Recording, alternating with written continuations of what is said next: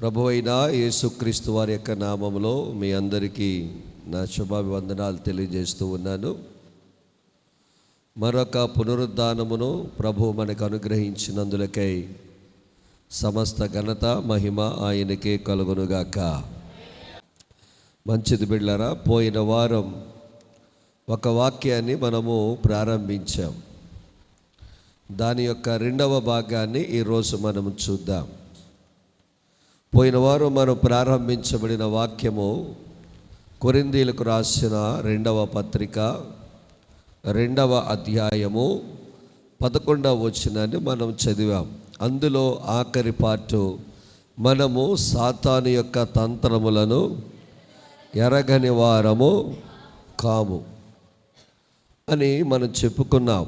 ఇంతకీ సాతానుగాడు మన జీవితాల్లో, మన కుటుంబాల్లో ఎందుకు ఆయన తంత్రములను పెట్టి మనల్ని పాడు చేయడానికి, మనల్ని దిగజార్చడానికి ప్రయత్నం చేస్తాడంటే 2వ కొరింథీ పత్రిక 11:3 చదువునాను. సర్పము కుయుక్తి చేత అవ్వను మోసపరిచినట్లు మీ మనస్సులను చెరపబడి, ఇది అసలైన ఉద్దేశం. సాతానుగాడి యొక్క అసలైన ఉద్దేశం ఏమిటంటే క్రీస్తు ఎడల ఉన్న సరళత నుండి, పవిత్రత నుండి ఎట్లయినను తొలగిపోవునేమోనని భయపడుచున్నాను. ఈ పౌలు భక్తుడు అంటాడు కొరింథీ సంఘముతో, క్రీస్తుతో మీకున్న సరళత నుండి, క్రీస్తుతో మీకున్నటువంటి పవిత్రత నుండి మీరు కిందకు దిగజారిపోతారేమో, తొలగిపోతారేమో అని భయపడుచున్నానని అంటున్నాడు. ఎందుకు భయపడుచున్నాడు? ఇప్పుడు కనుక మన 14వ వచనంలో చూస్తే, ఆ సాతానుగాడు వెలుగుదూత వేషము వేసుకుని మన దగ్గరకు వచ్చి క్రీస్తులో నుండి మనల్ని ఏం చేస్తాడంటే ఆయన దిగజారుస్తాడు. అలాగూ దిగజార్చే తంత్రములలో నిన్నటి దినాన అనగా పోయిన వారము 2 చెప్పాను. అందులో మొట్టమొదటికి ఏదని చెప్పామంటే, దేవుని బిడ్డలారా, పీడిస్తాడు అని చెప్పాం. అపోస్తుల కార్యం 10వ అధ్యాయం 36వ వచనమో 38వ వచనమో మనం చూసాం. దేవుడు ఆయనకు తోడై ఉండెను గనుక ఆయన మేలు చేయుచు అపవాది చేత పీడింపబడిన వారందరినీ పీడిస్తాడు. మొట్టమొదటిగా వాడు కల్పించే తంత్రం ఏమిటంటే మనుషులను పీడిస్తాడు. పోయిన వారు 2 వ్యక్తులను మీకు నేను చూపించాను. అందులో మొట్టమొదటి వ్యక్తి మోషే గురించి చెప్పాను. 2వ వ్యక్తి మరి ఏలియా గురించి నేను చెప్పాను. అది మొదటి తంత్రం, అంటే మనల్ని పీడించుకు తినడం అనేది మొదటి తంత్రం. 2వ తంత్రం ఏంటంటే, దేవుని బిడ్డలారా, మనలో ఎదుటివారి పట్ల ద్వేషాన్ని కలిగిస్తాడు. ఊరకనే ద్వేషం కలుగుద్ది. ద్వేషం మనకి ఎప్పుడు కలుగుద్ది? మనలో ఒక రకమైన అసూయ బయలుదేరితే. అసూయ అనేది ఎవరి యొక్క కార్యం అంటే అది శరీర కార్యమని గలతీ పత్రిక 5వ అధ్యాయం 19 నుంచి 21వ వచనాల్లో చెప్పబడతాయి. శరీర కార్యములు ఏమనగా అవి స్పష్టమై ఉన్నవి. ఏమిటవి? జారత్వము, అపవిత్రత, కాముకత్వము, విగ్రహారాధన, అభిచారము, ద్వేషము, కలహము, మత్సరము, క్రోధములు, కక్షలు, భేదములు, విమతములు, అసూయలు, మత్తతలు, అల్లరితో కూడిన ఆటపాటలు మొదలైనవి. అందులో మనకి 2 కనపడతాయి. ద్వేషము కనపడుతుంది, అసూయ కూడా కనపడుతుంది. ఇవన్నీ ఎవడి తంత్రాలంటే సాతాను యొక్క తంత్రాలు. ఓరకనే ఎదుటివారి పట్ల ద్వేషాన్ని కలిగించడం. ద్వేషము కలిగించేది సాతానుగాడే. నేను అన్నాను కదా, పోయిన వారం చెప్పాను, ద్వేషమునకు విరుగుడు ఏదంటే యేసయ్య ప్రేమ. నీవు నేను రక్షించబడిన తర్వాత, నీవు నేను యేసయ్య రక్తంలో కడగబడిన తర్వాత మనలో ఉండాల్సింది యేసయ్య ప్రేమ. మనిషిని బట్టో, కులాన్ని బట్టో, వ్యక్తిని బట్టో, రూపాన్ని బట్టో మనము ద్వేషించకూడదు. దేవుని వాక్యం సెలవిస్తుంది. మత్తయి శుభవార్తలో పోయిన వారం నేను చెప్పాను, పూర్వకాలము మీరు చెప్పబడిన మాట ధర్మశాస్త్రం ఏం చెప్పబడింది, ఎవరినైనా ఒకరిని చంపితే అతడు నరహత్య చేసినట్టని చెప్పబడింది.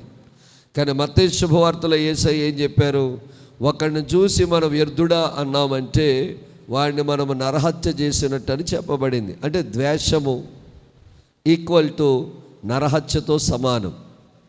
క్రైస్తవులుగా మనము ఎదుటివారిని ద్వేషించకూడదు, ఎదుటివారిని అసహించుకోకూడదు. నీ మాటల ద్వారా కానీ, నీ చూపుల ద్వారా కానీ, నీ క్రియల ద్వారా కానీ నువ్వు ద్వేషించినట్లయితే నువ్వు ఎవడి తంత్రములో ఉన్నావంటే సాతాను యొక్క తంత్రములో ఉన్నావు. సాతాను తంత్రములో ఉన్న నీవు ఆశీర్వదించబడవు, సాతాను తంత్రములో ఉన్న నీవు దీవించబడవు. సాతాను తంత్రములో ఉన్న నీవు యేసయ్య ప్రేమను మనము సంతరించుకోలేం. కాబట్టి సాతాను గడిపెట్టే తంత్రాలు ఏంటంటే, ఒకటి పీడిస్తాడు, రెండవది ద్వేషాన్ని కలగజేస్తాడు. మదర్ తెరీసా దగ్గరికి వెళితే ఆవిడ అంటది, నాకు ఆ కులమో ఈ కులమని లేదండి, ఆ వ్యక్తి ఈ వ్యక్తి అని లేదండి, మంచోడా కుష్ఠరోగం కలిగిన వాడా లేదండి, వాడు పట్టెపరుపు మీద పడుకున్నాడా లేకపోతే వీధిలో చావడానికి సిద్ధంగా ఉన్నాడో నాకు తెలియదండి. నాకు తెలిసిందల్లా ఒకటే, నా యేసుని, నా యేసయ్య ప్రేమను ప్రతి వ్యక్తిలో నేను చూస్తున్నానని ఆ మా తల్లి చెప్పిందట. బిళ్ళరా, క్రైస్తవులమైన మనము తోటి విశ్వాసులను ద్వేషించకూడదు. క్రైస్తవురాలైన నీవు నేను, క్రైస్తవుడు అయిన నీవు నేను తోటి పిల్లలను మనం ద్వేషించకూడదు. అది ద్వేషిస్తే కయ్యూనికి మనకి వ్యత్యాసమేమీ లేదు. అసూయ చేత కయ్యూను తన సొంత తమ్ముడిని ద్వేషించడం ప్రారంభించాడు. ఈ ద్వేషము అనేది ఎవని తంత్రం అంటే సాతాను తంత్రం. అంటే నువ్వు యేసయ్య ప్రేమలో లేవు, ఎవరి తంత్రములో ఉన్నావు అన్నమాట, సాతాను తంత్రములో ఉన్నావు. నువ్వు ద్వేషించినంత కాలము దేవుడు నిన్ను దీవించడు.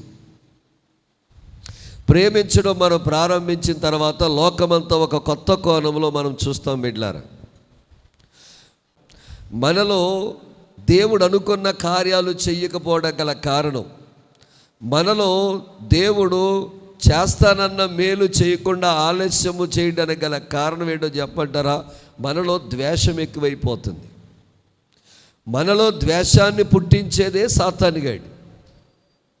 అందుకే చూడండి, సేవకుని కుటుంబంగా మేమందరినీ ఒకలాగా ప్రేమిస్తాం. ఆ ప్రేమను మీరు తప్పుగా అర్థం చేసుకుంటే మేమేమీ చేయలేం. కానీ మా ప్రేమ ఇహలోక సంబంధమైంది కాదు, మా ప్రేమ దైవ సంబంధమైంది. అందుకనే ప్రతి బిడ్డను కూడా మేము ఆ విధంగానే ప్రేమిస్తాం. మేము ఒకరినొకరిలాగా ప్రేమించాం. యేసయ్య కంటికి అందరూ ఎలాగైతే సమానంగా కనపడతారో సేవకులమైన మా కంటికి కూడా అందరూ అలాగే సమానంగా కనపడతారు. మాలో ద్వేషం ఉండదు, ప్రేమను కనపరచాలి. అది యేసయ్య ప్రేమ అయి ఉండాలి. స్తోత్రం కలుగునుగాక. హల్లెలూయా. బిడ్డారా, ఈ రెండుకు పోయిన వారు నేను చెప్పాను. ఈ రోజున ఇంకా కొన్ని విషయాలు సాతానుగాడు మనకేసే ఉచ్చులు, సాతానుగాడు మన పట్ల చేసే తంత్రాలు మరికొన్ని ఈరోజు మనం చూద్దాం. మూడవదిగా మనం చూస్తే దేని బిడ్డలారా, న్యాయాధిపతుల గ్రంథము 9వ అధ్యాయము 24వ వచనాన్ని చూద్దాం. న్యాయాధిపతుల గ్రంథము 9వ అధ్యాయము 24వ వచనాన్ని మనము చూద్దాం. అప్పుడు యెరుబ్బయలు 70 మంది కుమారులను చేయబడిన ద్రోహ ఫలము వారి చంపిన అబీమెలెకును వారి సహోదరుల మీదకి అతడు అతని సహోదరులను చంపునట్లు అతని చేతులను బలపరిచిన షెకెము యజమానులకును వచ్చినట్లును వారు చేసిన ప్రాణహత్య వారి మీదకు వచ్చినట్లును దేవుడు అబీమెలెకును షెకెము యజమానులకు మధ్య వైరము కలుగుటకై వారి మీదికి దురాత్మను, వినండి ఒక్కసారి, తలపైకి ఎత్తండి. ఎవరు ఈ అబీమెలెకు అంటే గిద్యోని యొక్క కుమారుడు. గిద్యోనుకు మరొక పేరే యెరుబ్బయలు. ఈ గిద్యోను 300 మంది యోధులతో మిద్యానీయులను జయించిన మహాయోధుడు. ఒకప్పుడు పిరికివాడిని కాస్త దేవుడు పిలిచి ధైర్యవంతుడిగా చేసి యుద్ధవీరుడిగా మార్చి ఇశ్రాయేలందరికీ కూడా ఒక న్యాయాధిపతిగా, ఒక పరిపాలకుడిగా దేవుడు అతన్ని నియమించాడు. అతనికి అనేక మంది భార్యలు ఉన్నారు. ఆ భార్యలందరికీ కలిపి 70 మంది కుమారులు జన్మించారు. ఆ 70 మందితో పాటుగా ఇతను ఒక కుమారుడు, ఇతని పేరు అబీమెలెకు. అబీమెలెకు యొక్క తల్లి షెకెము పట్టణానికి సంబంధించింది. గిద్యోను మరణించాడు. గిద్యోను మరణించిన తర్వాత ఈ అబీమెలెకు అంటాడు, షెకెములో ఉన్నటువంటి తన పెద్దలందరి దగ్గరికి, ఇంకో మాటలో చెప్పాలంటే వాళ్ళ మేనమామల దగ్గరికి వెళ్తాడు. వాళ్ళ మేనమామల దగ్గరికి వెళ్ళి అక్కడ ఉన్న పెద్దల దగ్గరికి వెళ్ళి అంటాడు, యెరుబ్బయలు యొక్క 70 మంది కుమారులు నిన్ను పరిపాలన చేసేదానికంటే నీ సొంత రక్తము, నేను మీ వాడిని, నేను పరిపాలన చేస్తే మీకు అందరికీ మంచిదే కదా అని షెకెము పెద్దలతో ఏం చేస్తాడంటే ఒప్పందం కుదుర్చుకుంటాడు. ఈ ఒప్పందం కుదుర్చుకున్న తర్వాత వాళ్ళకున్న ఒప్పందం ప్రకారం వీళ్ళందరూ ఏం చేస్తారంటే అబీమెలెకు కాక గిద్యోనుకున్న మిగతా 70 మంది కుమారులను 70 తులముల వెండి కొరకు వాళ్ళు ఏం చేస్తారంటే అమ్మి వేస్తే, ఈ అబీమెలెకు ఏం చేస్తారంటే సొంత అన్నదమ్ముల్ని ఏం చేస్తారంటే ఒక బండ మీద పెట్టి ఆ 70 మంది అన్నదమ్ములను నరికేస్తాడు. అందులో నుంచి ఒక వ్యక్తి లాస్ట్ వాడు తప్పించుకుంటాడు. అతని పేరు యోతాము. ఆ యోతామే కొండ మీదకి వెళ్ళి అడుగుతాడు, మా మీద రాజుగా ఉండమని ముండ్ల చెట్టుని అడిగాయి, ద్రాక్ష చెట్లను అడిగాయి, అంజూరపు చెట్లను అడిగింది, ఒలీవ చెట్లను అడిగినాయి, ఏవి కూడా మాకొద్దు అని చెప్పాయి. ఆఖరికి ముండ్ల తొప్పంది, నేను రాజుగా ఉంటానని చెప్పిందని చెప్పి ఈ శాపము, ఈ పాపము మీ మీద రాకుండా ఉండదని చెప్పి అక్కడి నుంచి వెళ్ళిపోతాడు యోతాము. కొంతకాలము గడుస్తుంది బిడ్డలారు. అబీమెలెకు పరిపాలన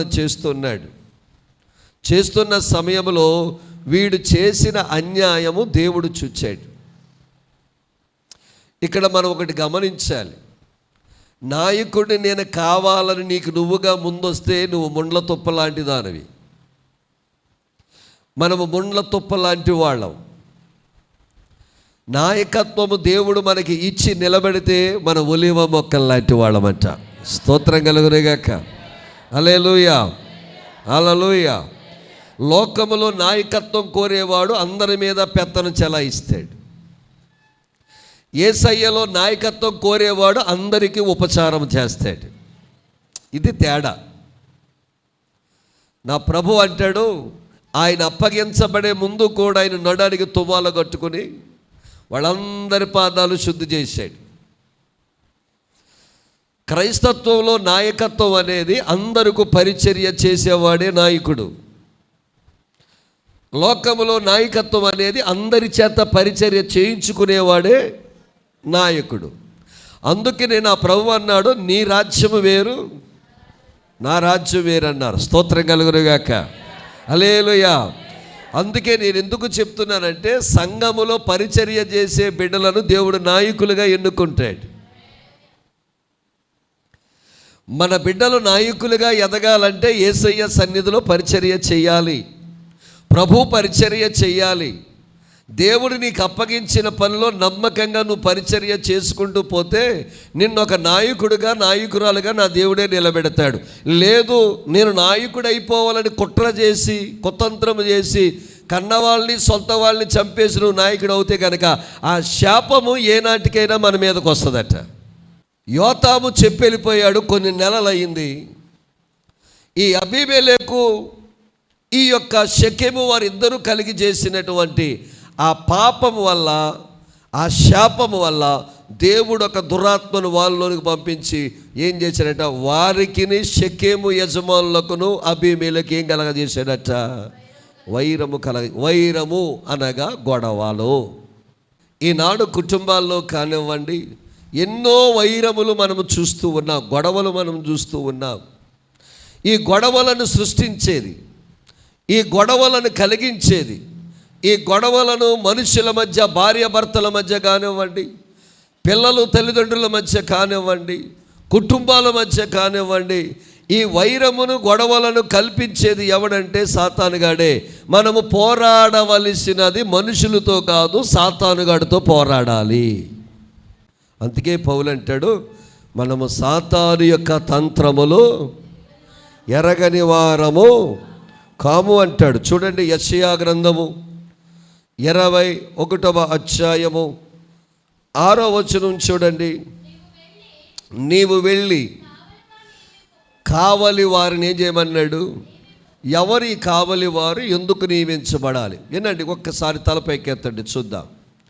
పూర్వకాలము పట్టణాలన్నిటికీ కూడా, మన రాజమండ్రి పట్టణం ఉందనుకోండి, రాజమండ్రి పట్టణం లాంటి పట్టణము చుట్టూ ప్రాకారములు కట్టబడేవి. అలాగే ఎరుకో ప్రాకారము మనం చూసే కదా, ఎరుకో గోడలు కూల్చారు ఇశ్రాయేల్ అంటాము కదా. పట్టణము చుట్టూ ప్రాకారము కట్టబడేది. ఆ ప్రాకారం మీద సైనికులు గస్తీ తిరుగుతూ ఉండేవారు.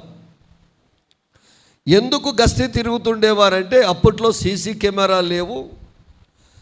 అప్పట్లో ఇప్పుడున్న పవర్ఫుల్ కెమెరాస్ ఏమి కూడా అప్పట్లో ఉండేవి కావు.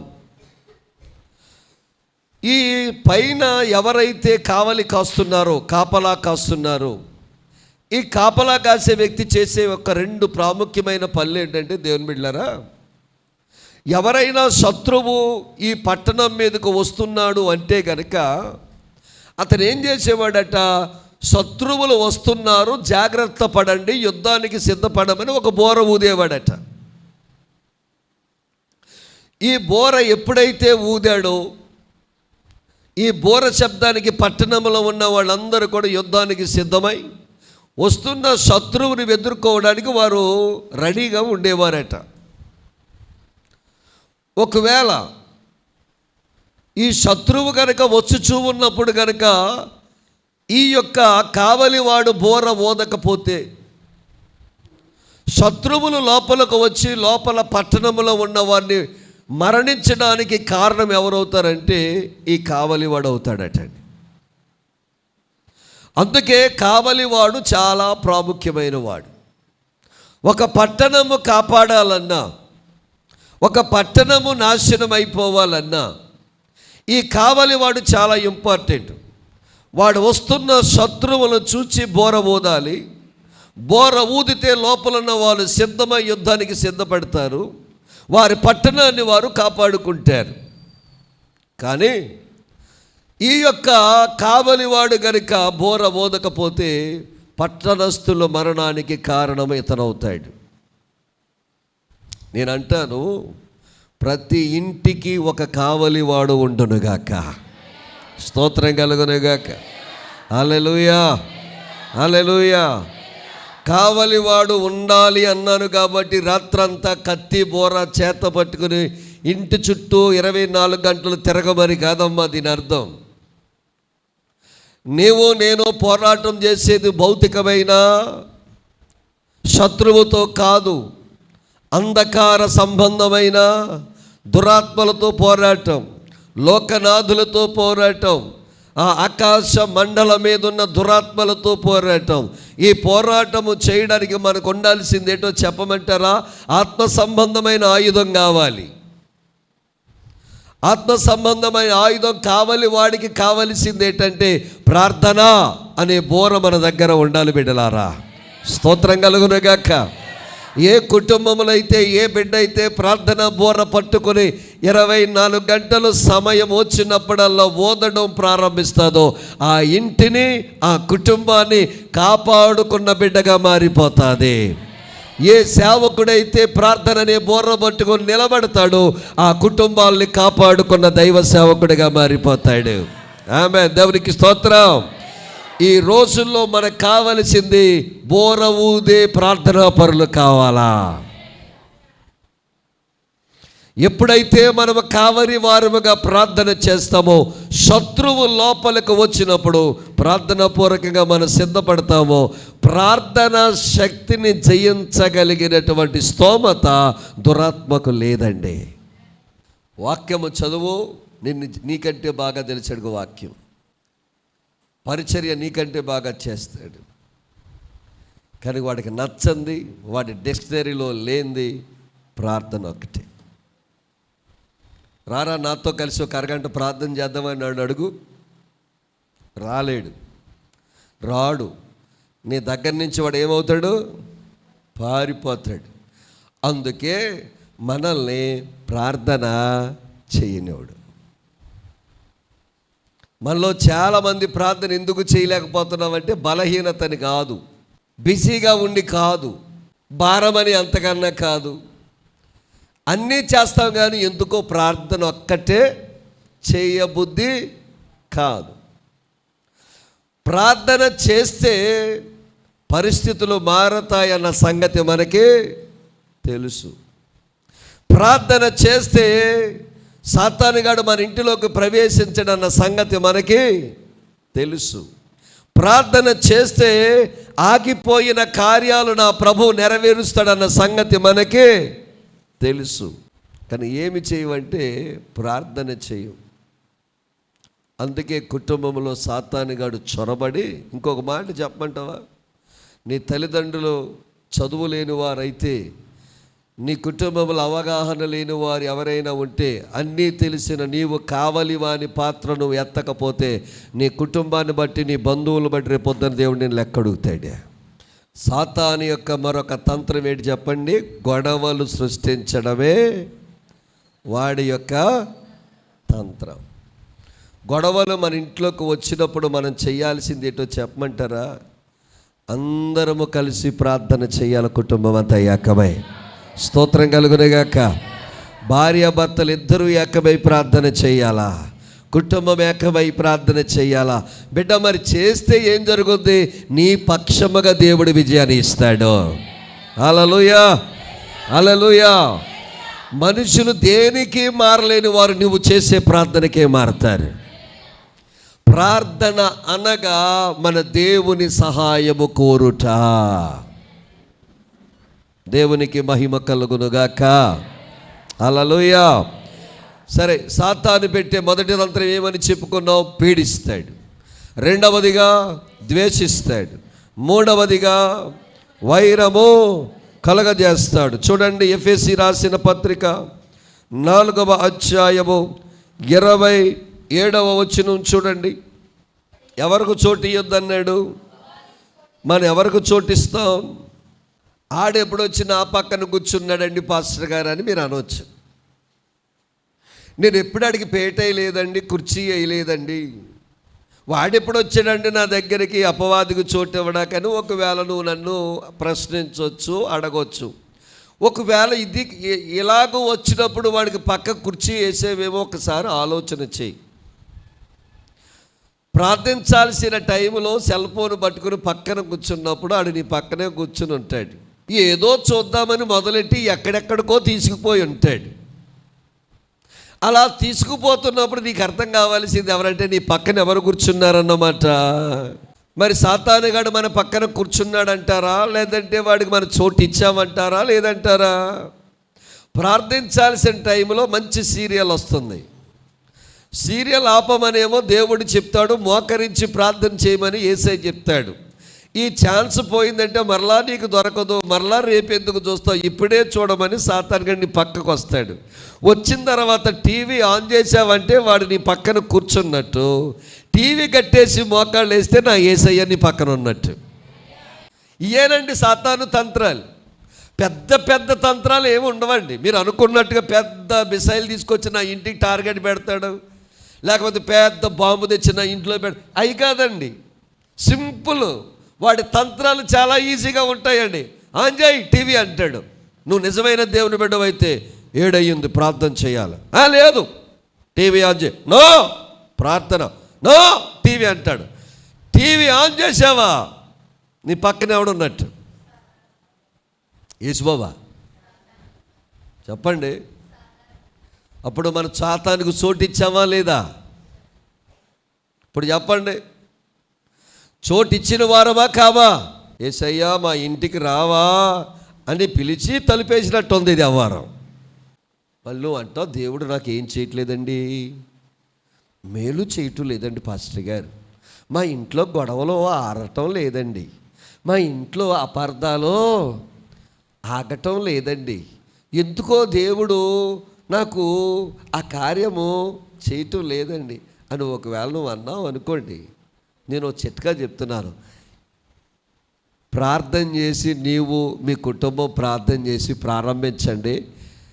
1,000,000 మందిని శత్రువుల్ని ఎదురుగా ఉన్న విజయాన్ని దేవుడు నీకే అనుగ్రహిస్తాడు. నమ్మిన వారు 2 చేతుల పైకి ఎత్తి గట్టిగా గట్టిగా దేవునికి స్తోత్రం చెప్పండి. హల్లెలూయా. ఇప్పుడు ఏది కావాలి? ఇప్పుడు మనకి ఎవరికి చోటు ఇవ్వకూడదు, ఎవరికి చోటు ఇవ్వాలి?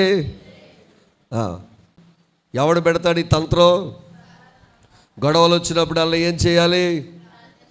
కావాలి వారు. అందుకే అపవాదికి మనం ఏమి ఇవ్వకూడదు? చోటు ఇవ్వకూడదు. చోటు ఇచ్చామంటే వాడు ఇంట్లోకి వచ్చి ఏం చేస్తాడు? గొడవలు పెడతాడు. అందుకే యేసు నామములో వాడు చోటు ఇవ్వకుండా ఉండాలంటే కుటుంబంలో అందరూ కుటుంబ ప్రార్థన కలిగి ఉండడం ఎంతైనా శ్రేష్టకరము. హల్లెలూయా. 4వదిగా చూడండి, లూకా శుభవార్త 8వ అధ్యాయం 26 నుండి 39 వచనాలు కనుక మీరు ఇంటికి వెళ్ళిన తర్వాత చదివితే, సాతాను పెట్టే మరొక తంత్రము ఏమిటంటే దేవుని బిడ్డలారా, మనుషులను మతిలేని వారిగా చేసి ఊరంతా తిప్పుద్దట, ఒక చోట స్థిరముగా ఉండనివ్వదటండి. ఇది వీడు ఇంట్లో మంచి కుటుంబానికి సంబంధించిన వాడు, వీడికి దురాత్మ పట్టింది. ఈ దురాత్మ పట్టిన వాడు చేసే మొట్టమొదటి పని ఏంటంటే తన మీదున్న వస్త్రాలన్నీ తీసేసి దిగంబరుడిగా మారిపోయాడు. దిగంబరుగా మారిపోయి ఇంట్లో ఉన్నాడా? ఇంట్లో లేడు. బయటకు వచ్చి ఏవేయడం మొదలెట్టాడు? కేకలు వేయడం ప్రారంభించాడు. కేకలు వేసినోడు ఏమన్నా కేకలు వేసినట్టుగా ఉన్నాడా? పరుగులో పోయి సమాధుల్లోకి వెళ్ళాడు. సమాధుల్లోకి వెళ్ళి ఏం చేయడం ప్రారంభించాడు? కేకలు వేయడం ప్రారంభించాడు. కేకలతోనే వదిలేశాడా?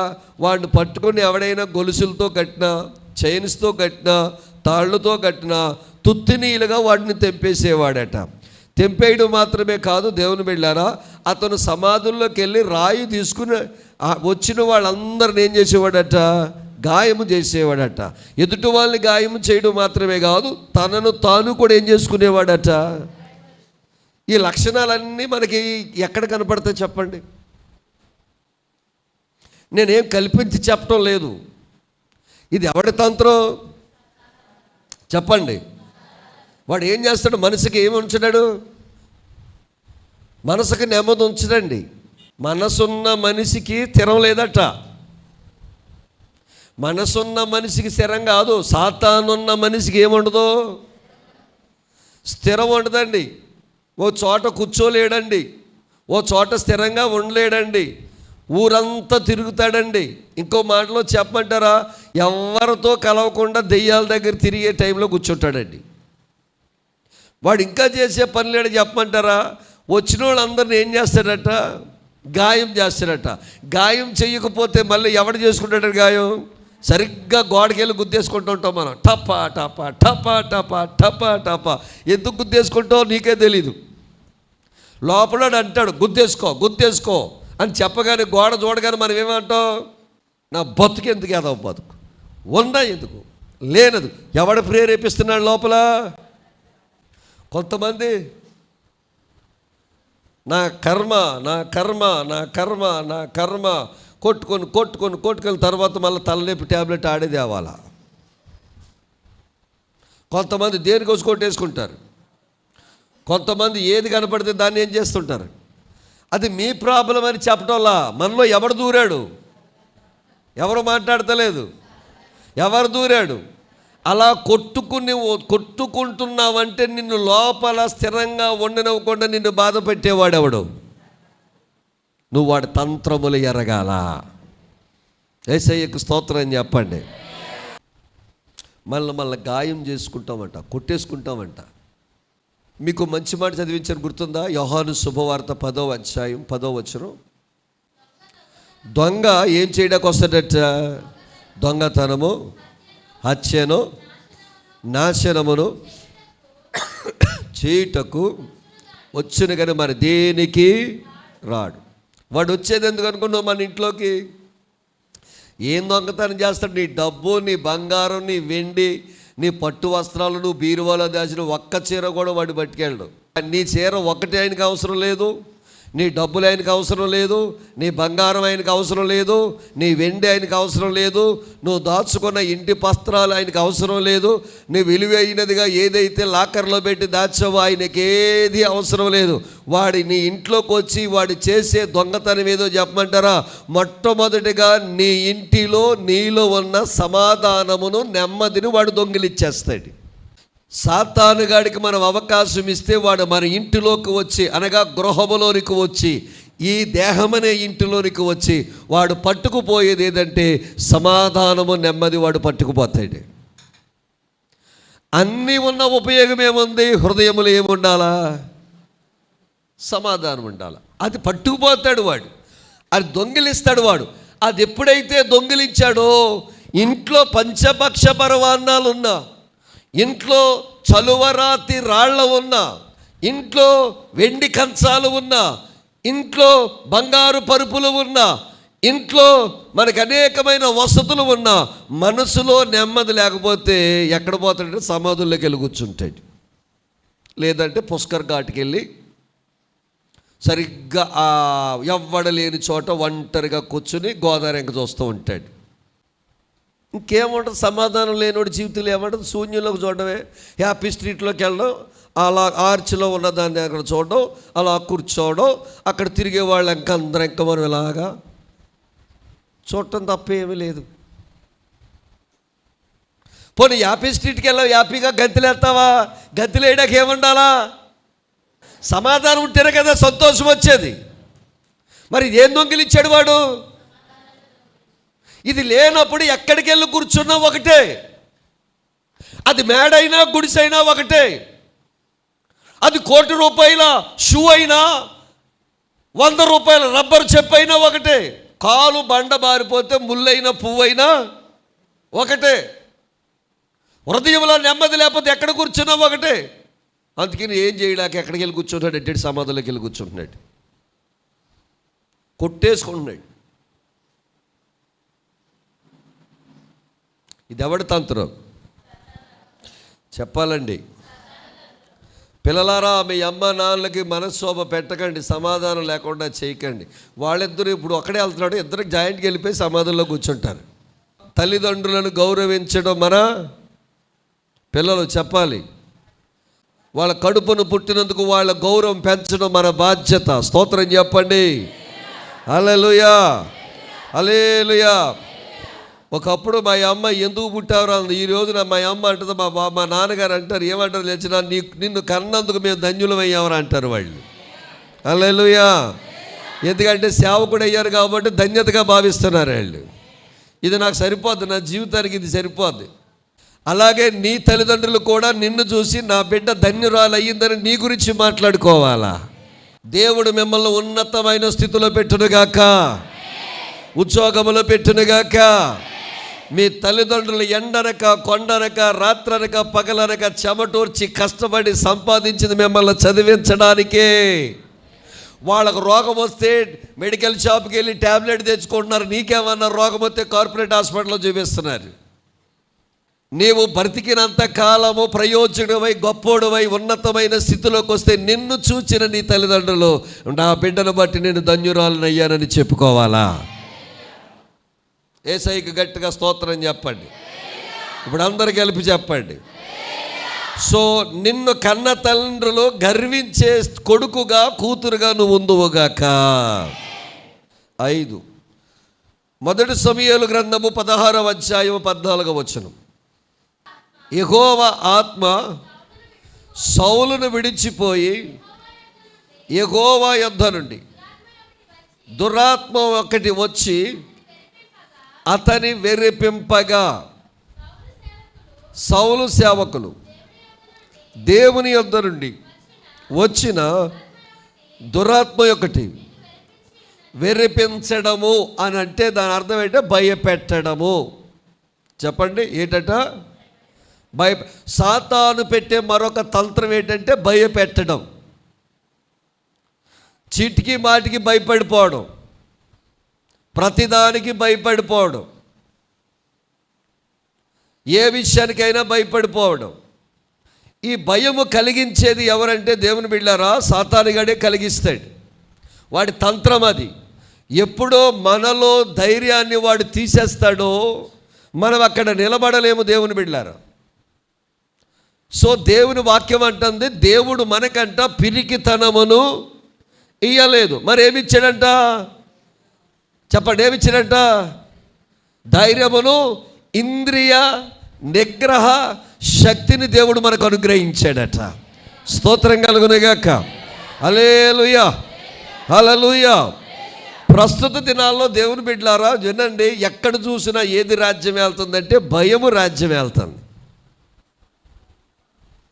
ఎవరికి భయపడుతున్నారు వీళ్ళు అంటే దేవునికి భయపడటంలా. మరి దేనికి భయపడుతున్నారు? దెయ్యాలకు భయపడుతున్నారు. దెయ్యము శక్తి గొప్పదా, దేవుని శక్తి గొప్పదా? చెప్పండి, చెప్పండి, గట్టిగా చెప్పాలి. యేసయ్య ఈ లోకములో ఉన్నవానికంటే నా యేసయ్య చెప్పండి గొప్పవాడా కాదా? కట్టెలు గొప్పయా, యేసయ్య గొప్పోడా? మీరు అందరూ మాట్లాడాలండి. కట్టెలు గొప్పయా, యేసయ్య గొప్పోడా? ఎండు మిరపకాయలు గొప్పయా, యేసయ్య గొప్పోడా? నిమ్మకాయ గొప్పదా, యేసయ్య గొప్పోడా? పసుపు గొప్పదా, యేసయ్య గొప్పోడా? కుంకుమ గొప్పదా, యేసయ్య గొప్పోడా? చెప్పాలండి, చెప్పాలి, గట్టిగా చెప్పాలండి. ఎవరు గొప్పవాళ్ళు? ఎవరు గొప్పవాళ్ళు? మనం నమ్మే యేసయ్య గొప్పోడా? ఇవన్నీ గొప్పయా? పిల్లి గొప్పదా, యేసయ్య గొప్పోడా? నీళ్ల బిందు గొప్పదా, యేసయ్య గొప్పోడా? ఇప్పుడు నేను మిమ్మల్ని అడిగానంటే నేను చెప్పిన అని మీరు చేసి ఉంటారు. ఇప్పుడు మీరు ఎవరు గొప్పవాడని ఇచ్చారు? ఇల్లు ఎదురొస్తే వెళ్ళం, మొగుడు చచ్చిపోయిన ఆడది ఎదురొస్తే వెళ్ళం. నాకు ఇంకా అర్థం కాని విషయం చెప్పమంటారా? కావాలని మొగుడిని ఆవిడ ఏమైనా చంపేసింది ఏంటమ్మా? ఏ భార్య అయినా భర్త చచ్చిపోవాలని కోరుకుంటుంది ఏంటమ్మా? ఏదో జరిగింది, చనిపోయాడు. చనిపోయిన దానికి ఈవిడ ఏం చేస్తుందమ్మా? నేను మనం పెళ్లి చేయడానికి వెళ్ళాను. పెళ్లి చేయడానికి వెళ్తే పెళ్ళి కొడుకు తల్లి పైకి రానవ్వలేదండి. చిన్నప్పటి నుంచి కష్టపడి పెంచుకొని పెద్ద చేసుకుని పెళ్లి వయసు వచ్చిన తర్వాత తల్లి పక్కన వద్దంటారు వాళ్ళు. నేను అన్నాను, పిల్లవాడు తల్లి ఎక్కడుందో ముందుకు వస్తేనే పెళ్లి చేస్తానన్నాను. నేను పక్కన వచ్చి అంటుందా, వాళ్ళ చెల్లి అంటుందా, అయ్యగారండి మీకు ఈ విషయం తెలియదండి, మా అక్కకి మా బావగారు లేడండి, చచ్చిపోయాడండి. నువ్వెవరు అన్నాను. వాళ్ళ చెల్లిని అన్నాను. నువ్వు వాడికి అన్నావా అన్నాను. కనలేదు అంద, వెనక్కి వెళ్ళిపో అన్నాను.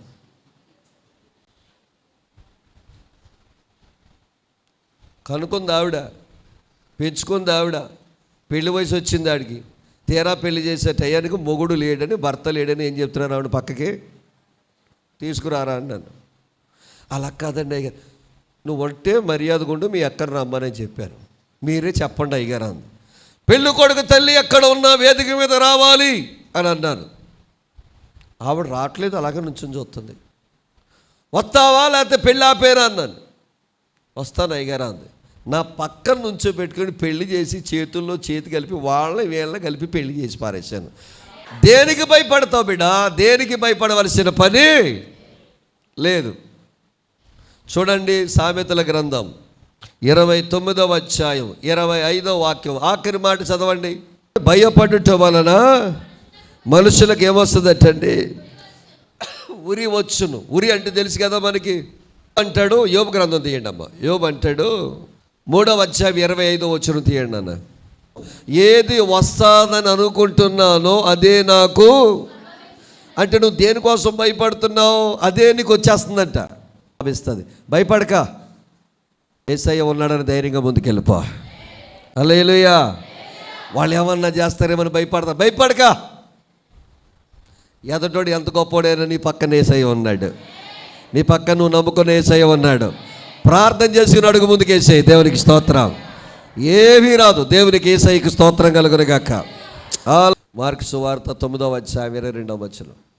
అది వానిని నాశనము చేయవలనని తరచుగా అగ్నిలోను నేలలోను పడద్రోయును. ఇదో దెయ్యం పట్టుకుంది, ఇదో తంత్రం.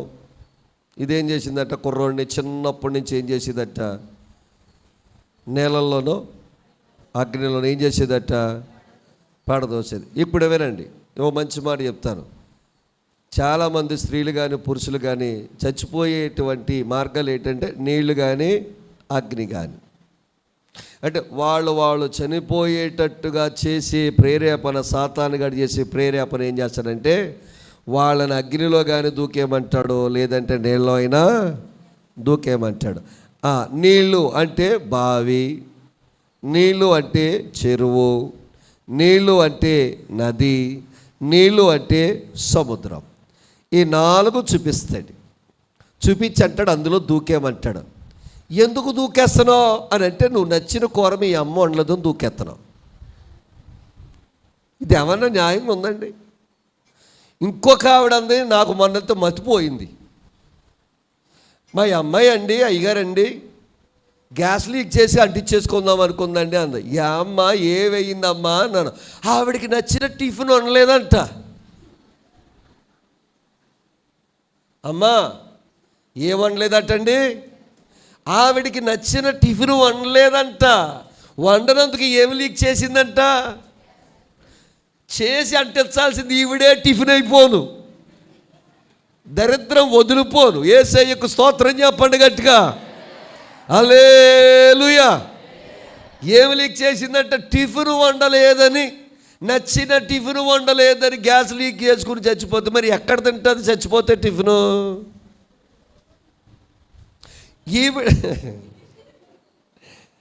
ఈవిడ్ని పురుగులు తింటాయి టిఫిన్ కింద.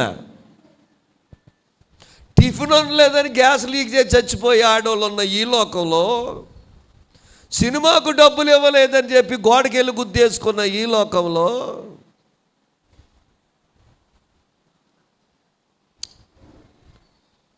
అగ్ని అంటే కిరోసిను, గ్యాసు, పెట్రోలు, ఇవి సాధనాలుగా చూపించి చంపేయాలని చూస్తూ ఉంటాడంటే ఎవరు?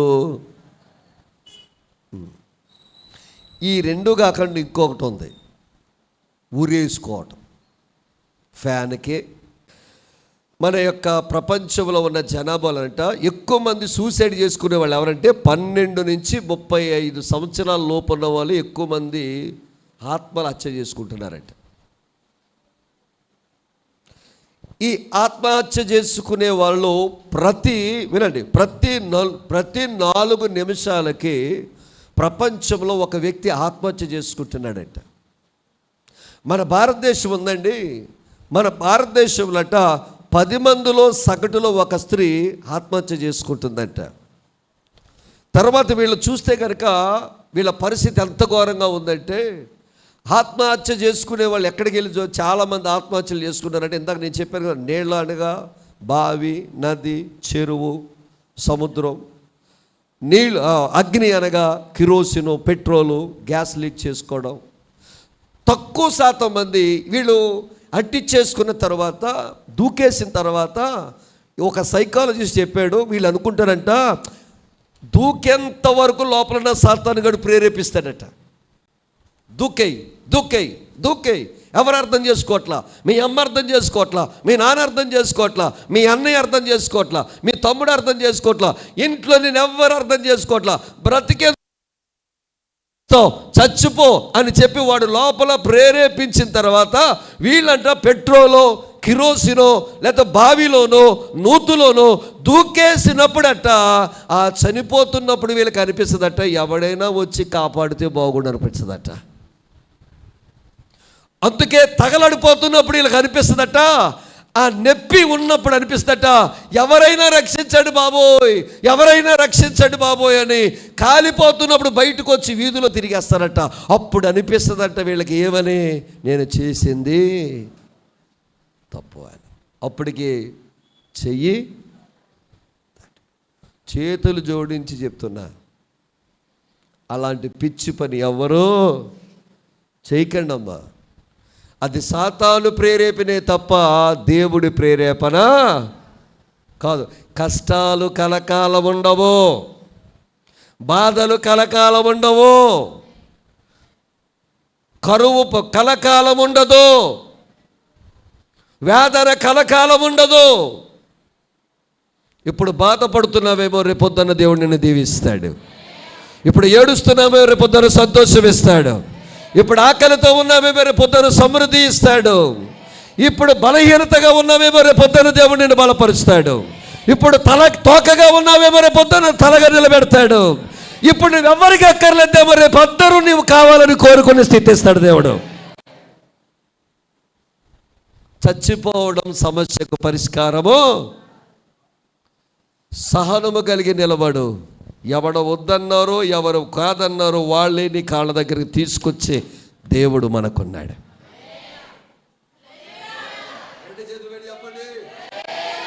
హల్లెలూయా, హల్లెలూయా. అందుకే మరి ఎవరు ఉచ్చులో పడకూడదు? సాతాను తంత్రములు ఎరగని వారము కాం. కాబట్టి ఇలాంటి పిచ్చి పనులు చేసుకోకుండా యేసయ్యలో మంచిగా ఉండండి. మంచి భవిష్యత్తు ఇచ్చేది నా యేసయ్య ఒక్కడే, నిన్ను కాపాడేది నా యేసయ్య ఒక్కడే. హల్లెలూయా, హల్లెలూయా.